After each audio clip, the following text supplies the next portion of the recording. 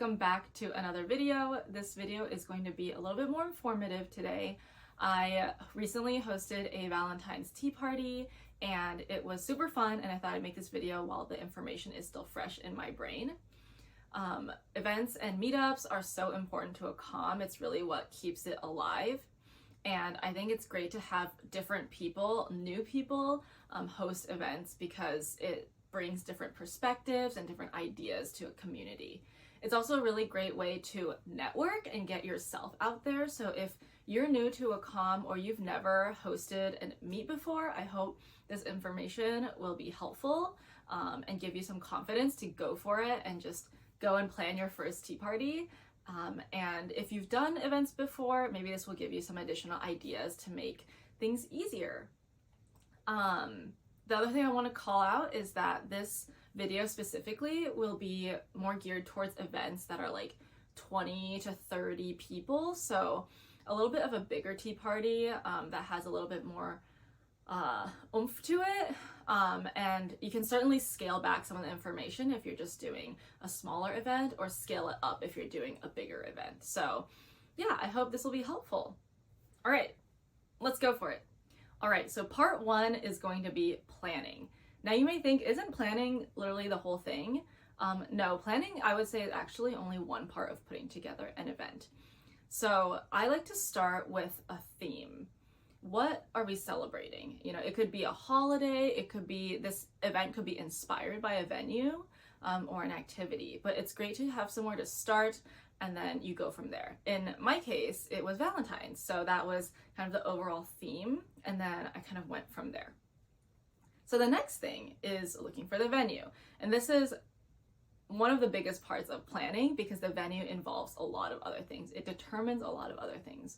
So since this video is specifically about hosting a tea party, you know, you want to start by maybe calling the tea places around and see what they do for private events, and you know, how many people can they accommodate, what is the price per person for tea. It depends on what area you're in. Our area, $45 to $60 is pretty normal for, you know, an afternoon tea. You also want to ask, how do you pay? Is it like deposit? Is it you have to pay beforehand? Can people pay individually? That's a super important part. Does the price include gratuity? And then if you haven't seen the space before, it's always good to go check it out. You can always catch things in person that you can't through images. So I think going to see it in person is really important. How many people can this space hold? You know, if you're wanting to host an event that's 30 people, but the venue can only accommodate 20, then that obviously doesn't work. I also want to emphasize it's important to go a little bit below what they say their max is, because, you know, I feel like Lolitas like to have a lot of room for all the frills, and more people means it gets really warm. So in my case, the venue, they said it sits 40 and I capped it at 30, which I was glad that I did because honestly, I don't think that venue could actually fit 40 people. But yeah, so always important to keep that in mind when you're planning an event. Is the space aesthetic? Does it match the theme? You know, like there's tea places with a lot of different styles, so it doesn't match the vibe you're going for. And kind of in that realm, do you need to decorate it? Can you decorate it? To make it easier for yourself, it's always nice to start with a place that already looks really nice, so you can just do minimal work. You also want to know, like, how easy is this venue to get to for people, and is it accessible? You know, is there requires stairs? Are there elevators? Is it near public transit? How's the parking? Is it parallel parking, or is there a parking lot? Do people need to pay for parking? This is all really important information that people want to know. And then lastly is the food. As far as dietary restrictions go, some places don't accommodate dietary restrictions. And then some places do, and the places that do, oftentimes they charge a little bit extra. which can be annoying, but I find that people are just grateful to even have that option and not be excluded from the event. So in our case, the food was an additional, or the dietary restrictions was an additional $5, which people were perfectly happy to pay. But yeah, it's definitely important to find a venue that's going to accommodate that. All right, so that's it on the venue. And by the way, I have all of this listed in the description because I know it's a lot of information. The next thing is going to be activities.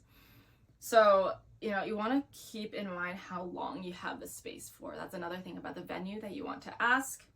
And you also want to consider how much effort you want to put into these activities.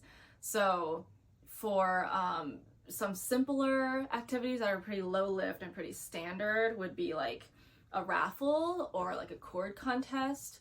The only things you need to prepare for those are like some raffle tickets and then some prizes.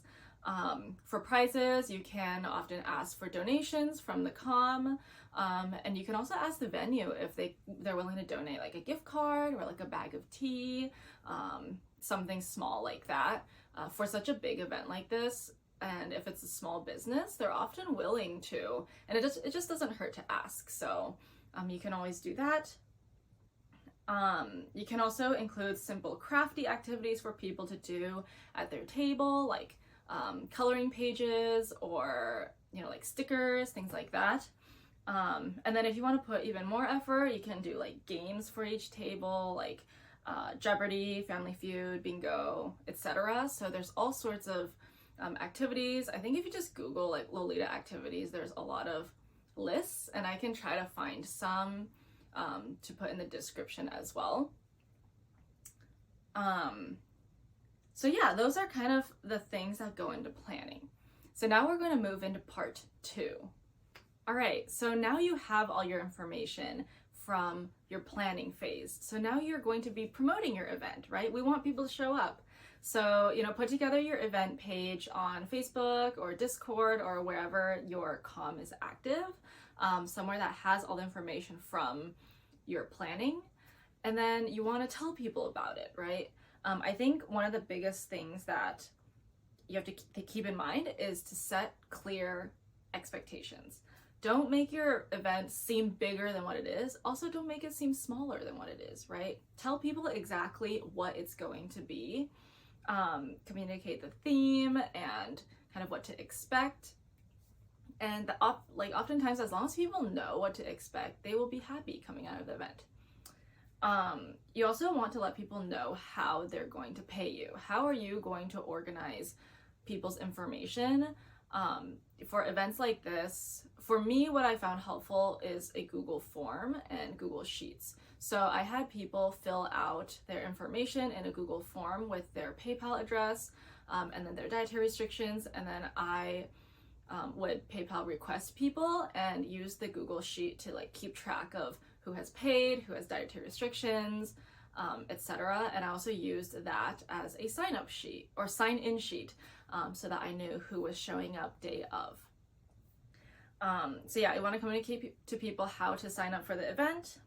And then, you know, on the days leading up to the event, you want to build some excitement, right? You want to drop updates leading up to the event. Maybe do you have like a menu that you can share?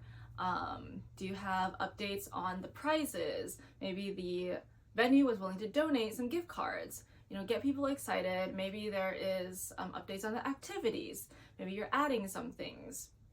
So that kind of stuff just helps remind people that the event's happening, but also gets them really excited.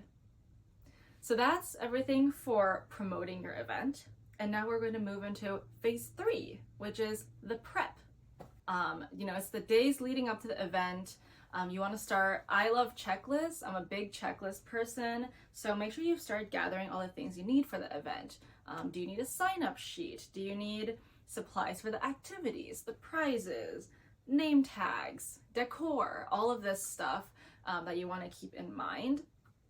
I highly recommend gathering all the things that you need for the event the night before and putting it all in a box or like a bag, so that way the day of, because you're also getting ready the day of, right? So you want to just have everything ready to go, so you don't have to think too much about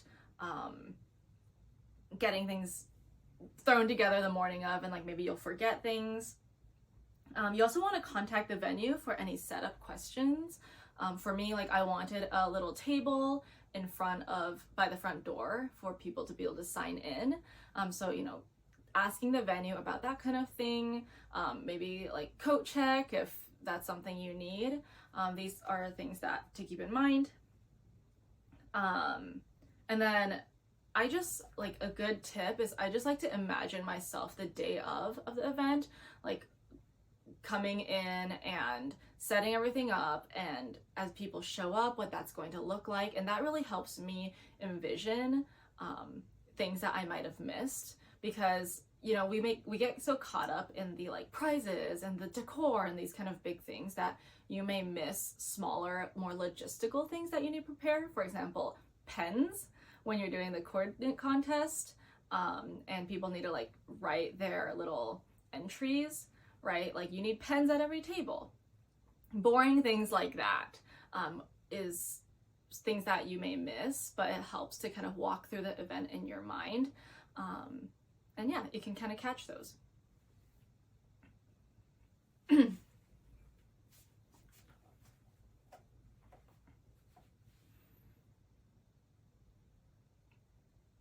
Okay, so it's the days leading up to the event, and now you got to start prepping. I mean, preferably you started prepping already, but you want to start gathering all of your materials in one place. So, you know, your maybe sign-up sheet or sign-in sheet, if that's something you need, supplies for activities, prizes, name tags, decor, things like that. I highly recommend gathering everything the night before and putting it all in a box or in a big bag, so that way the morning of, because you're also getting ready, the day of, you can just grab everything and go. Something I like to do is to imagine myself actually walking through the day, showing up at the event, setting up, people starting to show up, running through what the day will look like. I think it's really helpful to help you remember the more logistical things, because we get so caught up in the like decor and the prizes and these kind of bigger things that there's small logistical things you could miss. For example, I had a cord contest for my event, and people needed pens to write their entries, right? Like the pens is something that I would have missed if I didn't walk through what the cord contest would kind of look like in my brain first. So it's just these kind of small details that can help an event run really smoothly, that it's helpful to take the time to think about before you get there. And the last thing is you want to contact the venue for any setup questions. You know, for example, I wanted a little table by the front door for people to sign in. So I contacted the venue to ask, hey, is this something you can do? And they were like, yeah, of course, no problem. And so you want to ask these questions beforehand so you kind of know what to expect. If they couldn't do the table by the front door, you know, I would have to problem solve and think of something different. Maybe I just kind of float around and have people write their name tags like at their table, right? But that helps me plan. So definitely check in with the venue. Once again, seeing the venue in person helps with this, and you can kind of get that information so you're prepared. So that's the prep. And now we're going to part 4, which is the day of. So we're here, it's the day of, for this event that you've been planning for the last, I don't know, a few months maybe. Something I highly recommend is getting there 30 minutes early, depending on how much prep you need to do. If you need to put up decor, you may even need longer than that. Check with the venue to make sure you can get there early to prep and set up. Getting there early is super important as the host. It just lets you really be in the space before the event and make sure that everything looks right. You know, is the table you requested by the front door there? Are there enough chairs? Check in with the venue, and if they have like a person there managing everything, and just be like, hey, like, how's it going? Make sure that, you know, if there's people with dietary restrictions, confirm like, oh, do you have 5 vegan and 3 gluten-free, right? You want to check on that. So it just helps you kind of iron out any small kinks that may happen day of. And then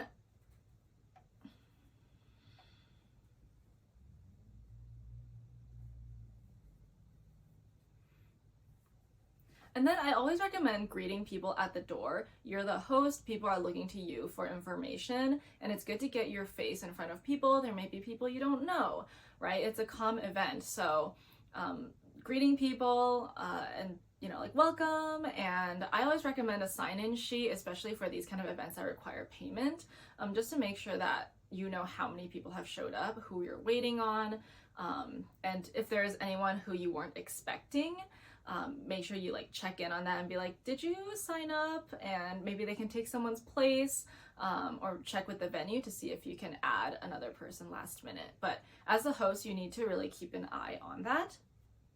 And then lastly is to organize times to do your activities. You want to make sure you space out your activities accordingly, depending on how much time you're at the venue and, what are people doing in the moment, right? They show up and they, maybe they'll mingle, and then people start to sit down and they first have tea and then they'll have food. So when is a good time to do certain activities? If there's a lot of food there, it may not be a good time to do something that requires a lot of table space, like arts and crafts, so that's also things to keep in mind to help your event run really smoothly. All right, so this last part I'm putting as part 5, but really it's overarching in this whole event planning process, and that is your mindset. Before you even start planning your event, you need to just accept that not everything is going to go perfectly. You can plan the hell out of an event and things are still going to go wrong that are just out of your control. Maybe the food there's just not enough food, and what can you do, right? That's on the venue. Sometimes maybe an extra 2 people are going to show up in your event and you're like, there's not enough seats, what do I do? You just have to stay calm and really go with the flow. And yeah, I feel like Lolitas are generally really good about this, and MyCom, I think I'm really grateful that we have, people are very understanding. And so just stay communicative throughout the event, and let people know what's going on. There's no need to hide things. And yeah, just stay positive and stay communicative to people. And generally, people will come out happy. But on that note, the other part about your mindset is to accept that not everyone, you can't please everybody, right? And that's why it's so important to set those expectations when you're promoting the event, because you really let people decide if this event is for them or not. But some people will come anyways, and maybe it wasn't exactly what they were expecting, and they come out unhappy. It's okay. You just need to accept that you can't please everyone. Because if you do, it's just a lot of pressure on you as the host. And then you're not having fun, right? So you just do the best that you can, make it the best event that you can, and hopefully everyone enjoys it. All right, so that is my tea party planning process and tips and tricks. I hope that was really helpful, and I hope this gives you the confidence to plan an event and try it out. Planning tea parties and planning events for the com, it's a lot of work, it is, but it's also very rewarding when you see people come out really happy. I think it also gives you the experience of like what it's like to plan one of these events, and gives you appreciation for other people who plan it when you are the attendee. Not everything's going to go perfectly, but you'll be able to like empathize with them and know what it's like to be in their shoes. As I said, all the information I covered today will be in the description below, and I'm also going to put together a Google Doc or a Google Sheet that has a bunch of this information as like a checklist, or something that you can fill out just to make it easier for you, and yeah, give you more confidence to like try this out. So thank you so much for watching, and enjoy your next event. Bye!